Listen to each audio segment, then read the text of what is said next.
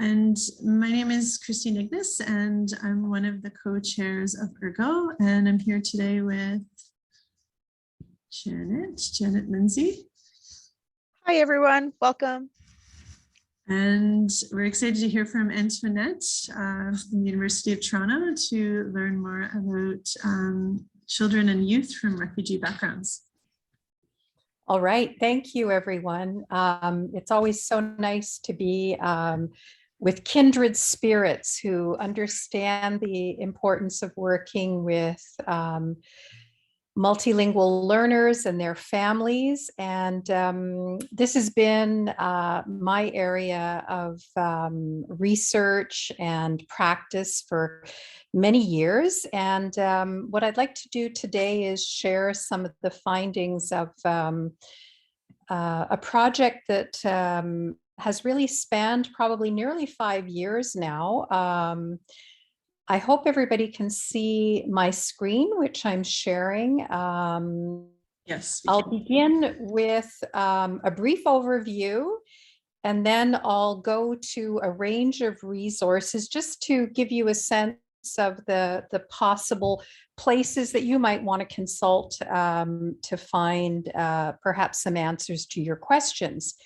So the short name for our project is SERSI, and it stands for the Social and Academic Integration of Refugee Children and Youth. And you can see this is a photo of just some of our team members. We were blessed with lots of graduate students and colleagues from OISE. Our participants came from different parts of the world. We had a range of sites, and these included schools in a couple of different districts, as well as reception centers and also community organizations. We had the opportunity to collect lots of different types of data. So we worked with a number of project partners. You can see their logos here. We got fantastic support from educators. When I use the word educators, I'm including this group of people who really work with our families and children of refugee background from the time, they're in care, early care, all the way to adult programming. And what we'd hoped to find out in our study was about the educational experiences of refugees in elementary and secondary schools. We really wanted to know more about what impacts their integration. And because we are language and literacies people, we were interested in the roles played by home and school languages in their integration process. And we really, really wanted to know about promising practices that support the integration of refugees. So over a period of number of years, this led to quite a number of project outcomes. There's some curated resources. Next week, I'll be talking about multimedia me-maps and me-mapping for those who might be interested. We also created alongside with our partners, some resources for teachers who may want to teach their older students about relationships and domestic violence. We have some resources for teachers on multilingual math and science resources. We've also created a new graduate course focused on the education of students of refugee background, which I'm in fact going to be teaching for the third time along with my colleague Emmanuel Lepichon in January. And then we've been really fortunate to be able to talk to and write for a number of different audiences. But one of the things I thought you might be interested in was just hearing from your colleagues who we interviewed. We also surveyed a larger number of teachers who work with students of refugee background from different parts of the world. But for today, I thought I would just give you a little taste. And The teachers we interviewed, and I'm focusing on today, were mainly ESL or LEAP teachers. LEAP teachers are those who work with students with interrupted education. And they came from different school districts as well as different levels of schools. So, whoops, sorry about that. It's not moving forward. Here we go. Obviously, the teachers we interviewed had a lot of concerns, and many of them shared that the preparation they received to support multilingual learners in general, such as in, their additional qualifications or perhaps their university programs, certainly they didn't feel that they had prepared them to support refugee learners, especially in the mainstream classrooms. Of course, they didn't always find that there were enough resources. Communication with families was complex. And that's nothing new to all of those of us who work as ESL teachers. Class sizes were a concern, and most felt that there just wasn't enough of them and ESL teachers in general. One of the things that we asked was about promising practices, and we found a resounding, I guess, pattern among the responses of this particular group of educators. They told us about identity-focused activities that promote self-knowledge and build confidence among students while allowing teachers to get to know them as being really central. We know a lot about culturally responsive teaching, and certainly that was mentioned a lot.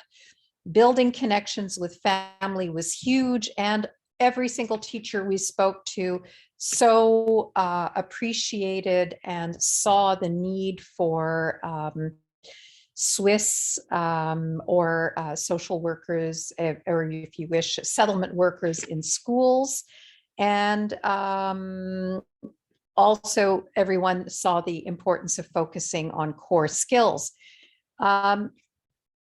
The teachers said how they realized that they needed to share their own life experiences with refugees, and that this created a sense of a safe space where refugee learners could also open up. And I think we know that that shared vulnerability is important. There was a lot about connections with families and honoring parent and student voices, the need to integrate mindfulness. All of these things also apply generally to English learners or multilingual learners, but they were mentioned as being particularly important with our students of refugee background. So out of all of the multiple strands of our research, what became clear that it became clear that working towards lots of interconnectedness of services and referrals between welcome centers, schools, and service organizations was really key. And what most teachers told us is that that wasn't always happening because not everyone had access to a settlement worker in their school or were even aware of the various community organizations. Knowledge exchange was huge, and I'm so thrilled that Ergo is branching out and really making it possible for professionals in our field to learn, because knowledge exchange is certainly key. And all of the teachers mentioned, and all of our research pointed to the fact that there had to be a lot of individualization of educational supports and services, that our students of refugee backgrounds exist across many, many continua. Their identities are complex and multiple, and certainly there's, as we know, no two children or teens that are alike. We also found that the students' mother tongue and other languages need to be understood as assets from infant care all the way through to adult education. And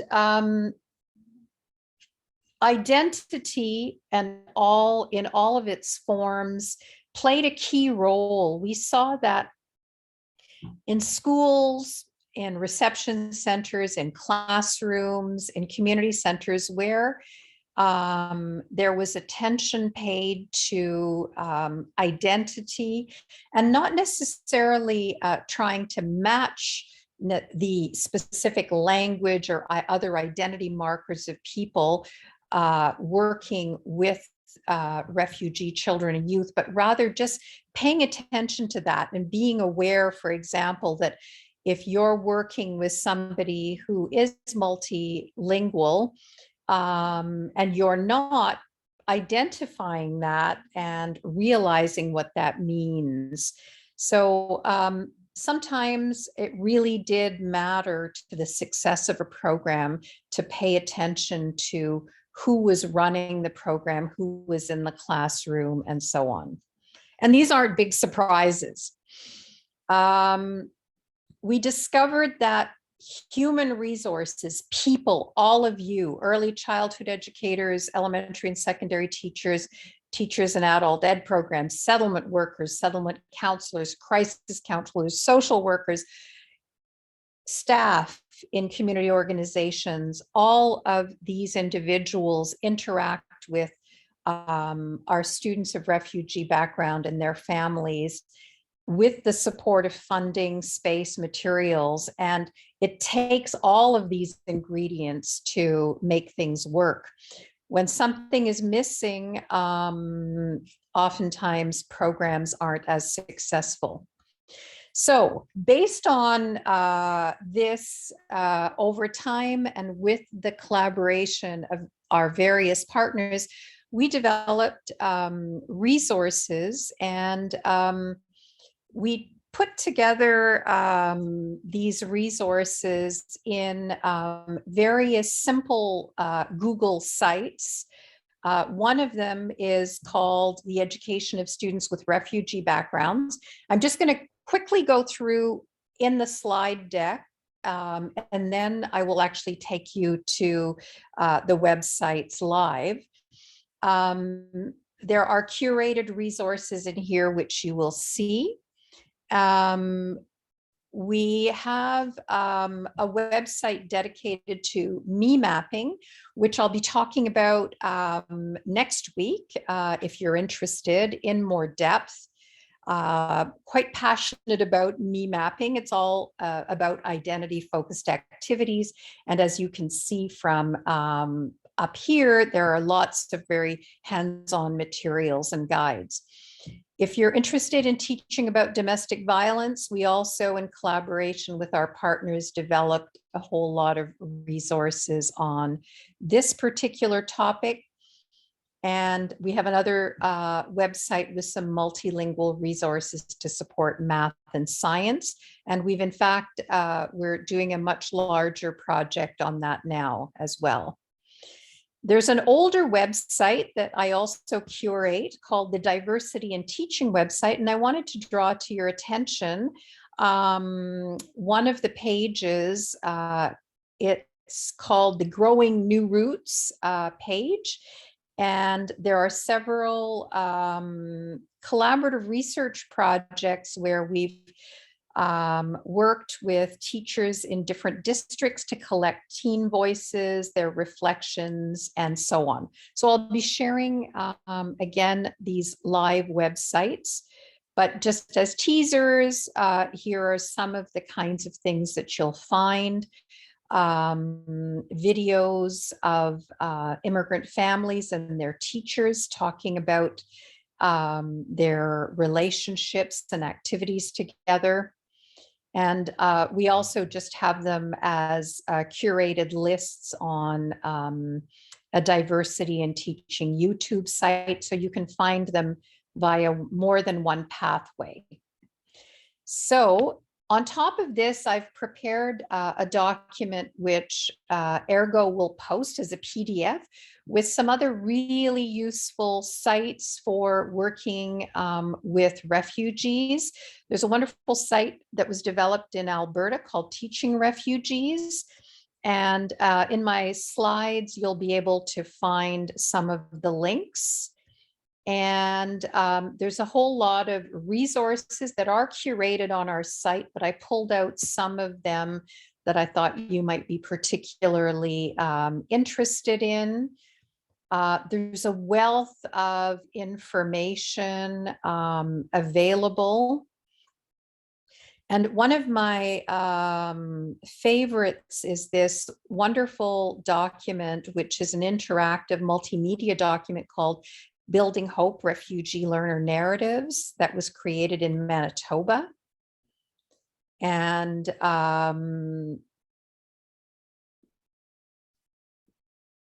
there's also another Alberta resource entitled Complex English Language Learners. I'm not sure it's the greatest title, but lots of great resources in here to complement the wonderful Ergo resources which are shared. And for now, I'm going to stop that. Are you still with me? Thumbs up? Yes. Am I making any sense so far? You're doing wonderfully. Okay, coherent. Great and very timely. Okay, so now I'm just going to take you on a brief walk so that when you get the handout off of the Ergo website, you'll be able to know when you see this what you can find. So on the home page, you have some links to the other sites that we've developed. But what you might be interested in are some of the resources. So we've posted links to resources which describe the refugee experience. And we briefly describe what they are. There are some storybooks. I'm sure some of you have seen the beautiful 4 Feet 2 Sandals book.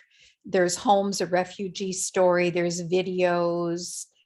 And you can just scroll down and maybe find something that you want to share with your students.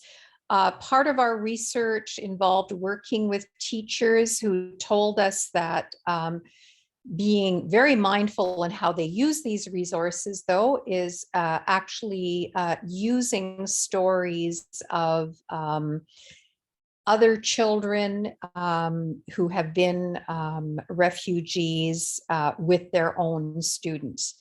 So lots of good stuff here. Then if you have a particular interest and you're an educator and you want to learn more about, for example, mental health and well-being, we've curated or annotated a few different guides for you. For example, the Resilience Guide, Strategies for Responding to Trauma in Refugee Children, or Caring for Kids New to Canada, Supporting Minds, Trauma-Sensitive Schools. If you're not familiar with Trauma-Sensitive Schools, they have an amazing website with lots of different free guides. So you can go through our curated list and find different things. There's a lot on the role of the arts and how the arts can support students. Art making with refugees and survivors, creative and transformative responses to trauma after national disasters, war, and other crises, lesson plans, art play centers. So lots of different things in there that you can go and explore. Next, we'll move to just quickly, this is the site that we'll be exploring next week. where you'll be able to find out about me mapping, and you'll be able to visit some of our different maps of students. Although not all the students are of refugee backgrounds, several of them are. And there are guides for teacher educators as well as guides for teachers, but no more on that for now, because that's next week's exciting topic. For those of you who may have older learners, you might be interested in the lesson plans that we've developed for LINC in particular. We have them at the beginner, intermediate, and advanced levels, and we have them on healthy relationships, unhealthy relationships, and each are organized such that you can simply go to the slides, or if you want, you can download the slides for the teacher's notes so that you know what to do with the resource. So there are also resources in different languages that you can access that speak to the topics related to relationships and domestic violence. You can see here some of the examples, and you can find them in various languages. We also have resources for teachers. So if you are new to teaching about a sensitive topic like this, you can find further education for yourself. There are many different wonderful kits that exist and that include not only background information for you, but teaching resources. And we did do an overview at a conference, so you can learn more about it just by scrolling through those slides. We have this website also with multilingual resources for supporting math and science, where you can find some curriculum maps, a glossary, some multilingual resources. And over to the Diversity in Teaching website, I've provided a link in the PDF so that you can easily find your way to this page. It's a very large website, but what I want to share with you, you can access from here. Oops, that's interesting. They've been working on the website, so that's not the way it looks. This is the way the website works, but this is an example, and you might, although this particular video series is a few years old, it has a lot of important messages that are still very valid in terms of establishing relationships with families. And in addition to the videos, which are all right here embedded, there are subtitles because some of our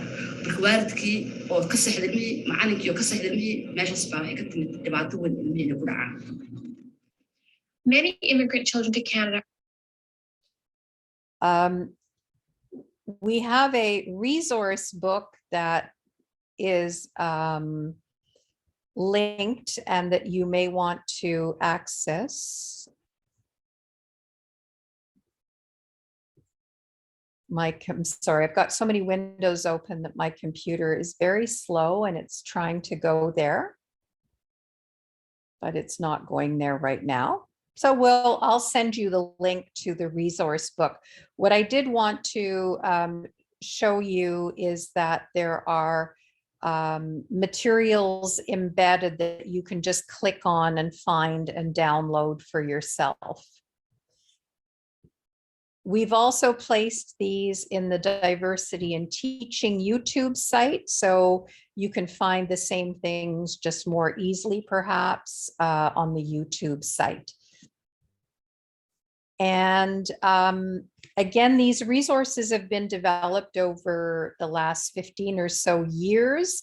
Some of them include families and children and youth of refugee background.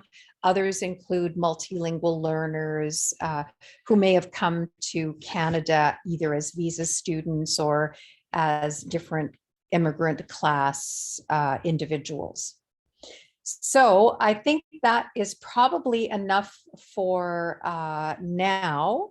And I'm going to stop sharing because I know that I've said a lot, and I'll take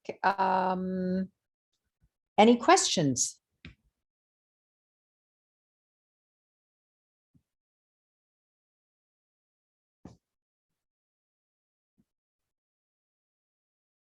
Can you please post the link? Yes, I will.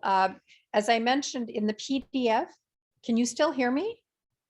Yes, we can hear you. Okay, in the PDF that will be shared on the Ergo website, there will be all of the links embedded. So where you see an image of the website, the link will be embedded, but you can I can post some of them right now, but it might be easier for me just to send you all of them together. Yeah, okay. Them on the website too with the recording. Okay. Yeah. Any other questions for Antoinette?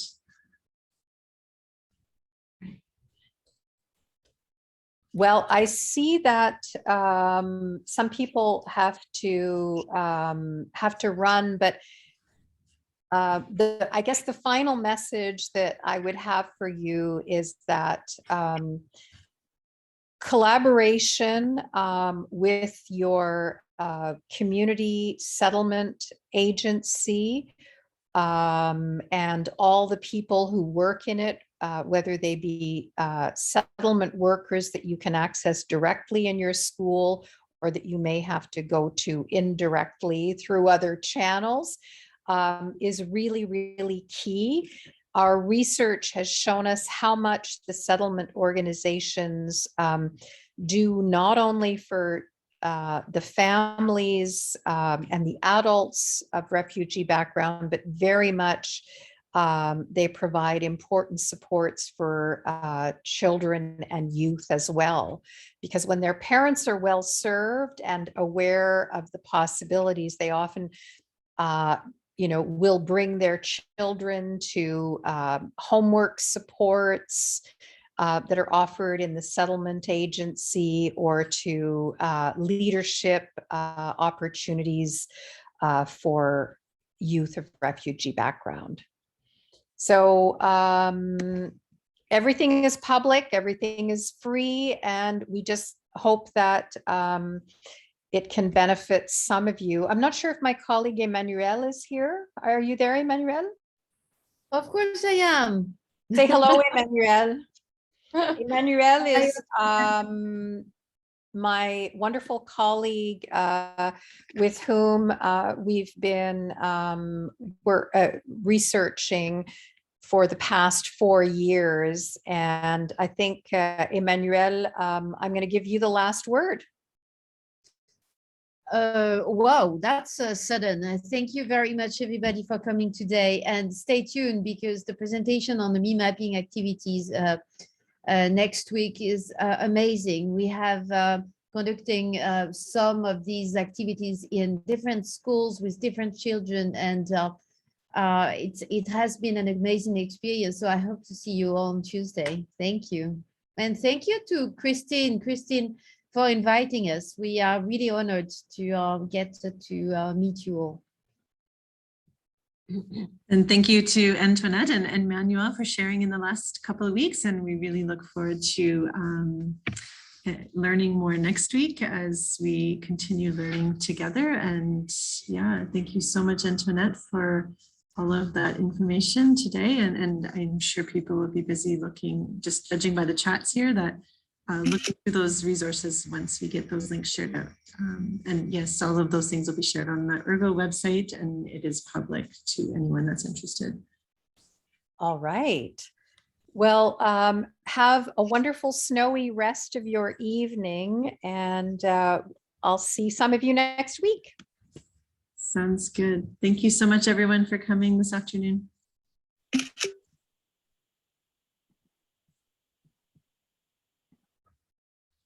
I'm gonna